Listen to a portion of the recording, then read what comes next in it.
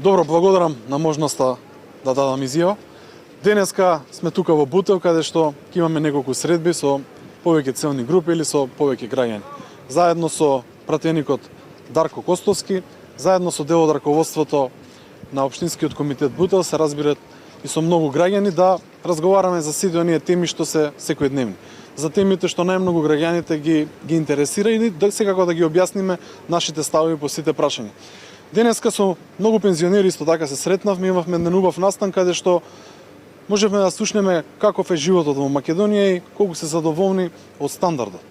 Јас можам да кажам дека не е баш така розево како што оваа власт сака да презентира. Односно, слушнавме пред известно време Министерката за труд и социјала спомна дека сите граѓани се среќни од кога СДСМ дошле на власт. Но не е така. Денеска слушнавме дека граѓаните не се задоволни воопшто од последниве години како расте пензијата. Односно дека околу 100 денари само е качена пензијата во последниве 3-4 години. Слушнавме дека многу нивни основни потреби не може да се ги остварат. Слушнавме како дека не можат еден обичен преглед да дојдат на ред во лекарските, односно на амбулантите и поликлиниките и во болниците се разбира. Не можат и немаат можност да се вакцинираат. Не можат да гледаат како нивните деца да најдат работа тука, бидејќи се повеќе гранки се затвараат и повеќе млади се иселуваат. И тоа се прашање што ги мачат тука жителите на Бутел. И затоа добро е ВМРО да помине што е на терен, што разговара за овие прашања, бидејќи нема избори. Кога нема избори, добро е секогаш да разговараме со граѓаните. И затоа од овие сите разговори потоа да ги преточиме во програма, но и да обрнеме големо внимание на она што е потребата на луѓето, а тоа е подобар живот. Затоа ВМРО ДПМН мора што побрзо да асимнува власт и да понуди подобри решенија, да понуди подобра програма и се разбира да се види напредок во општината. Како што општината Бутел не прави ништо, како што градот Скопје не прави ништо, зборам за капитални проекти, за поубав Бутел и така натака, ништо не прави ниту власт. Затоа сето ова набрзо мора да се промени. Благодарам, доколку имате прашања, повелете. Господина Мисајловски, околу законот за лични карти, премиерот Заев изјави дека во личните карти мора да стои националната определба, цртичка граѓанин на Северна Македонија. Кој е вашиот коментар? Да, точно така го слушнав јас ова од господинот Зоран Заев, бидејќи беше, да кажам, од една страна и приморан ова да го каже, зашто јас уште пред неколку дена имав едно гостување на една телевизија каде што кажав дека целта на овој закон не е ништо друго освен еден пазар помеѓу БЕСА, еден пазар помеѓу СДСМ и коалицијата и еден пазар каде што јавноста треба да види дека нешто се прави од позадина, односно не сакаат ништо да се направи.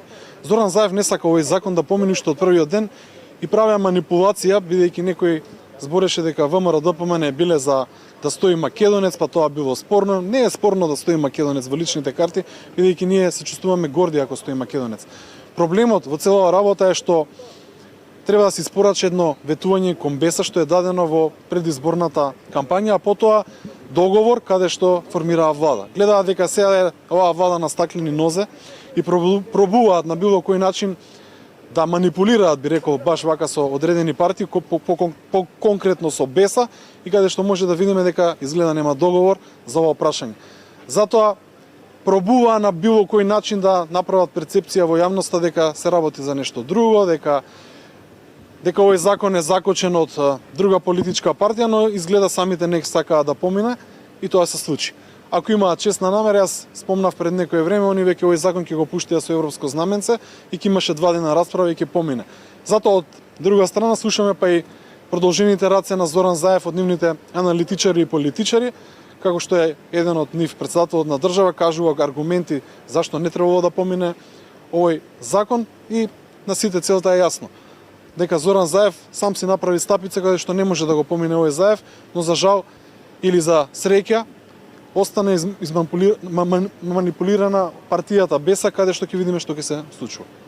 Околу предстојниот попис, вие како политичка партија имавте низа забелешки, најавивте и собирање на подписи против пописот. Кога започнувате со подписите?